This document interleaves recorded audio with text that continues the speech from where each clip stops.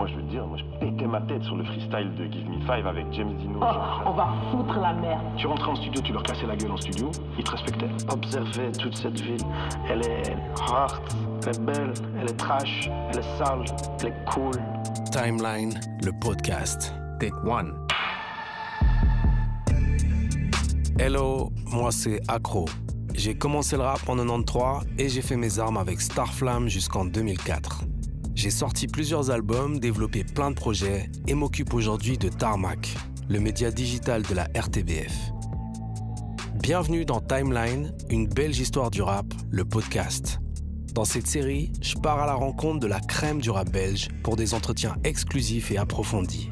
Comment notre rap a évolué depuis son origine il y a déjà 40 ans. Comment les Belges ont développé leur carrière à l'international. Quelles ont été leurs inspirations depuis tout petit, au nord, au centre comme au sud du pays. Qu'est-ce qui marque des différences entre les générations ou les relie encore? Une série d'invités de choix m'ont donné de leur temps pour répondre à toutes ces questions. So let's go. Aujourd'hui, je pars à la rencontre de Koeli. Rappeuse belge du nord du pays, Koeli est la digne descendante de rappeuses telles que Leki ou Yakitke de Technotronic. Elle représente Anvers, mais surtout la nouvelle génération à l'instar de Miss Angel. D'origine congolaise, Koeli s'est fait remarquer par un concours Stubru avant d'écumer les festivals et de signer chez Universal. Elle est même disque d'or aujourd'hui. Je la reçois à la Fabrique 22A, un studio de shooting photo, et le moins qu'on puisse dire, c'est qu'elle n'a pas sa langue dans sa poche. Entrevue sucrée, pimentée, Lady Koeli. Salut Koeli, merci d'être ici dans le studio, j'espère que tu vas bien. Pose-toi et on va remonter le temps, on va revenir au tout début. Je voudrais un peu que tu m'expliques comment, quand tu étais enfant ou adolescente, t'es tombée dans la musique. En tout cas, j'avais 7 ans, je crois. 7 ans. How can I say this? I will start speaking English. T'inquiète pas, je vais traduire. I used to go to church with my mom, and my mom, she used to sing in the church choir. She was a director. J'allais à l'église avec ma mère qui était chanteuse dans le chœur gospel. So every time she was like directing and singing, me, my little self was like always like capturing like the sounds of the songs. So it was like... Chaque fois qu'elle dirigeait et qu'elle chantait, moi, petite, je captais tous les sons. I was always like humming and all the time. So that's when music captured me, but it started with gospel. Quand la musique m'a capturé, c'est parti du gospel. J'ai écouté toutes sortes de chansons.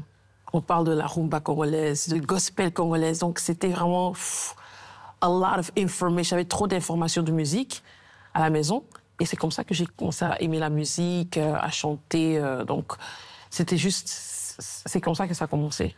I think it was like 8, 10, something like that, 8 to 10, because back in the day, you had MTV. À l'époque, entre 8 et 10 ans, je regardais beaucoup MTV.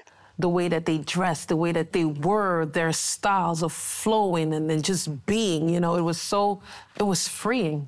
La façon de s'habiller, le style, le flow de tous ces artistes sur MTV m'a vraiment rendu dingue. I think that's when I really started loving hip-hop with my brother, and we started to sing those songs, to rap those songs, to dance to those songs. Like, it was like Congo versus hip-hop at home. Et là, mon frère et moi, on a commencé à rapper, danser, s'habiller comme les gens des clips. Et à la maison, c'était le Congo contre le hip-hop. Et tu peux me citer quelques groupes de l'époque, quelques artistes? Oh, si on parle des noms, beaucoup.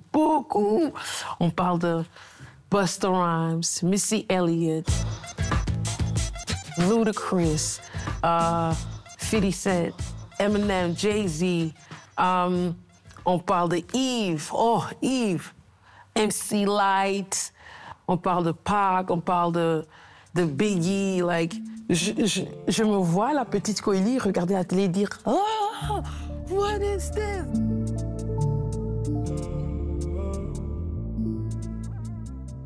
Là, on est sur du rap US avec les grandes ouvertures MTV. Yeah. Est-ce qu'à ce moment-là, tu as conscience qu'il y a déjà eu une génération de female MCs, performers à Anvers? Exemple, Yakitke, Technotronic. Est-ce que tu as entendu ça ou est-ce que tu t'es dit, cette fille, elle vient de ma ville et elle a représenté avant moi? ce que je pense de Yakid K, tu vois, elle aussi, c'est une grande inspiration,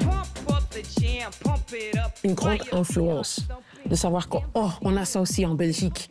Parce que pour moi, c'était facile. Tu avais les trucs MTV américains, you feel connected. Donc, tu regardes, tu te dis, OK, I want to be like that. And then suddenly you hear Technotronic and it's like, ah, what? Et tout d'un coup, j'entends Technotronic et je me dis, quoi? Et c'est ça que je veux faire. Je savais pas que c'était anversois, je savais pas. Donc, pour moi, c'était, oh, wow, cool. Tous les danses comme MC Hammer, but in a female version, and the rap flow. Moi, je me disais, mais c'est quoi ça? Et je trouvais ça hyper cool. Elle est anversoise. Et elle était là. Et je me disais, mais je connaissais pas ça. Après, il y avait Lecky.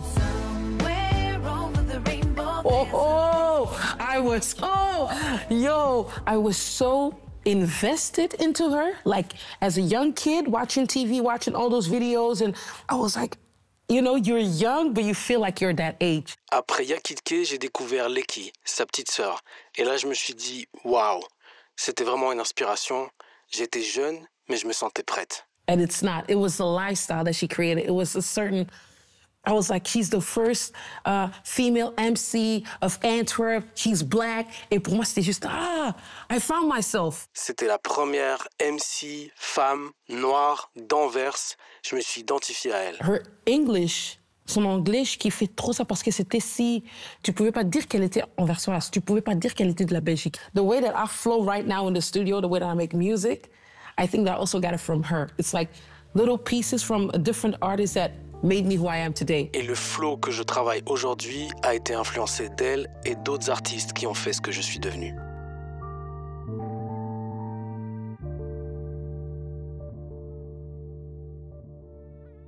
J'aime le flow. La flow, si un rappeur ou une rappeuse a un flow que je kiffe, je dis merde, moi je sais faire la même chose. It's a passion.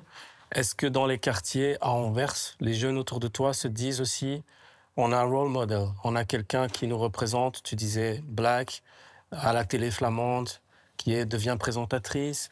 Il y a sa grande sœur qui a amené la première pierre. Oui. Est-ce que vous vous dites, ouais, ça c'est vraiment la personnalité qu'on valide et on veut aller dans ce sens-là? Est-ce que tu as aussi des amis que ça a fait rêver, comme toi? Je crois que oui, parce que dans le quartier, on aimait la musique, on rappait, on chantait et tout, mais je crois pas... Pour moi, ce que ça a fait pour moi, je crois que c'était différent. Peut-être aussi ça fait la même chose pour les autres, mais on n'en parlait pas parce que c'était pas... Ouais, moi, la musique, c'était à la maison, devant la télé, et je rêvais.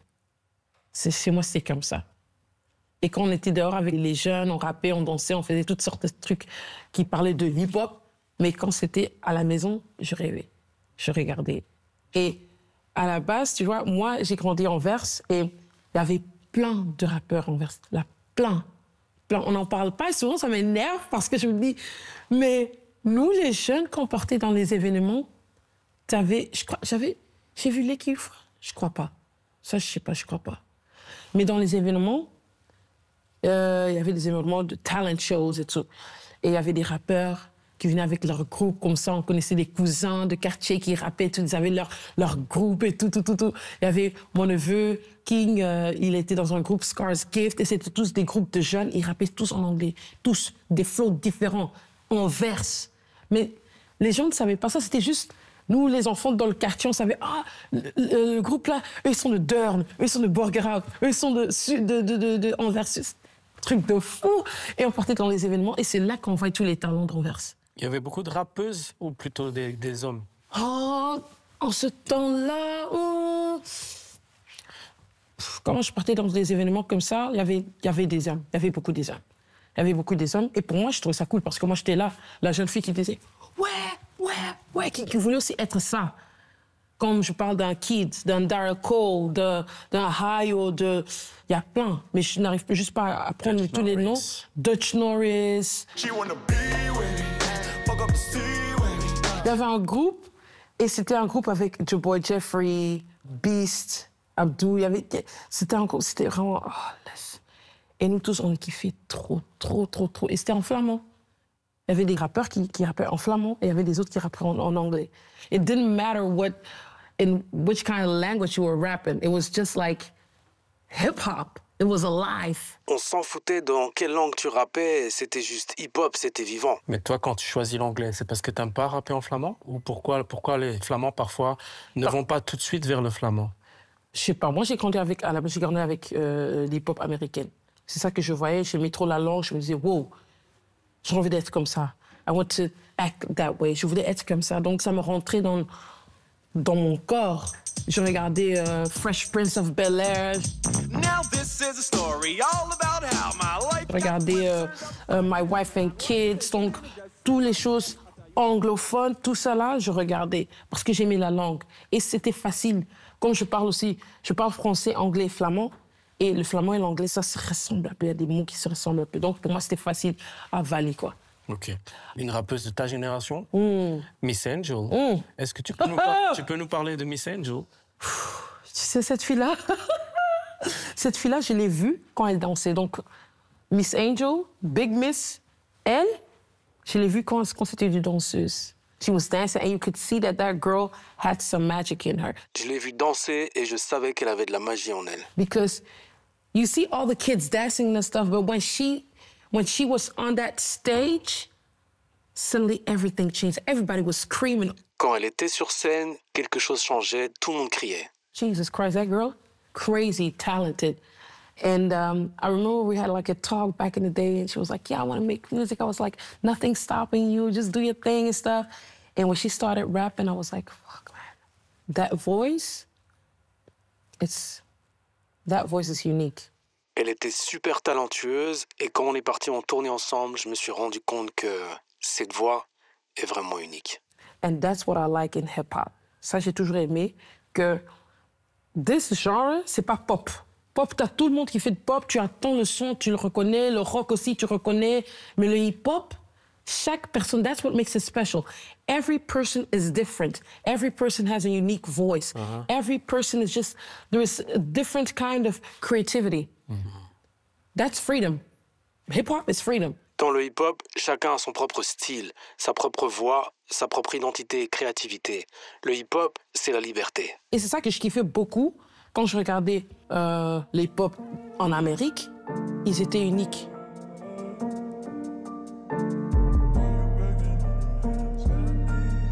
Et si on revient à la Belgique et à ton parcours artistique, est-ce que ça a été compliqué pour toi de te frayer un chemin, de convaincre des labels, des radios, etc. Pour mon parcours, c'était aussi quand même difficile, mais moi, j'avais ce qu'on appelle le live show. On avait le motto, the motto was, seeing is believing. If you saw me on stage, then you would believe that, oh, she's hard. On attendait beaucoup des shows live. Si tu m'avais vu sur scène, tu pouvais croire en moi. Ça, c'était mon truc. Parce que tu peux entendre la musique. J'ai commencé avec Ain't Chasing Pavement.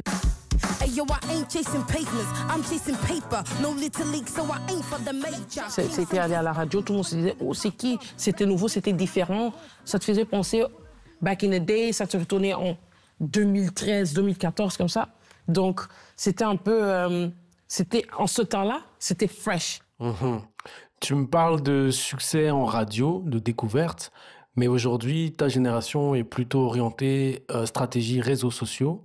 Comment est-ce que tu appréhendes ces stratégies digitales? Tout le monde est sur les réseaux sociaux maintenant. Donc, tu as besoin de ça autant que marketing, autant que pour faire des concerts complets et tout. Donc, tu dois constamment dire aux gens, fais ça, fais ceci, fais cela, fais ceci. Parce qu'on est devenu comme ça, Mais je trouve ça un truc bien, mais aussi c'est difficile. Parce que de un, si tu n'as pas un team, il y a beaucoup des artistes aujourd'hui, ils n'ont pas un team qui peuvent l'aider avec les réseaux sociaux. C'est mort. Hein? Parce que moi, je ne suis pas une personne qui va dire « Ah, aujourd'hui, je veux faire cette vidéo pour mes réseaux sociaux, pour mes fans. » C'est bizarre, tu vois. Donc, j'ai besoin de somebody who's creative who can say to me like « It's all right to do it. It's okay. » And I'm like « Ah, OK, ça va. » There are a lot of things that an artist today has to deal with pour que ta musique, ça perce ou pour que tes concerts puissent être complets. Des concerts, c'est quelque chose de très important pour toi, j'ai l'impression. Tu as participé au festival Couleur Café, au concept Niveau 4. Est-ce que tu peux me parler de Niveau 4? Le concept Niveau 4. Ça ramène des artistes de toutes différentes places, wherever you are. Like, if you're cool, if you're great, like, they combine different types of artists from everywhere to make it a whole, so that they can get a spotlight. Le concept de Niveau 4, c'est de réunir différents artistes belges de différentes notoriétés pour leur donner plus de visibilité. Mais ça, c'était cool. Oh, c'était super cool parce que je me souviens encore qu'on avait une répétition à Bruxelles. Et il y avait moi, il y avait Woody Smalls, il y avait Dutch Norris, Zwangerehi, les gars des Stick Stuff, il y avait Senamo. C'était... Oh my God! Donc, c'était un groupe de fous. Je kiffe toujours ce moment-là parce que on était tous si excités. On se disait, yeah, we're gonna put Belgium on the map. Like, this is us. There was like this unity. It wasn't anymore about la Flandre, le Wallonie. Ça ne parlait plus de ça. Oh, on va foutre la merde. Toi, tu fais partie de la génération aussi un peu de 2014-15 où ça commence à arriver même en France du côté francophone avec Romeo Elvis, Caballero, Jean-Jacques, Hamza et tout ça. Qu'est-ce qui rend le rap belge unique et intéressant pour l'étranger?